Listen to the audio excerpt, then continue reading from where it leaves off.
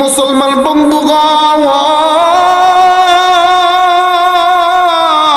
আল্লাহ ডাকতে বললেন, নবী গো, তাম পৃথিবীতে মানুষ রূপে যারা জন্ম নিল এই মানুষদেরকে আপনি নবী, আমি আল্লাহ তাদেরকে জানাইয়া দিলাম, আমি আল্লাহ তাদেরকে মেসেজটা দিয়ে দিলাম। ও বন্ধু, এই কোরআনুল কারীমের 26 নম্বর পারার সূরাতুল হুজরাতের 15 নম্বর আয়াতে বাবাজি আল্লাহ ডাকতে বললেন, নবী গো, তাদেরকে আপনি জানাইয়া দিবেন, ইন্নামাল মুমিনুনা আল্লাযীনা আমানু বিল্লাহি ওয়া রাসূলিহি। হে দুনিয়ার মানুষ, ঈমানের দাবিতে সত্যবাদী তুমি তখনই হবা।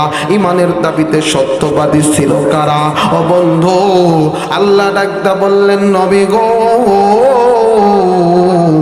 ঈমান আনবে যারা আল্লাহর উপর। চিৎকার দা বলেন সুবহানাল্লাহ।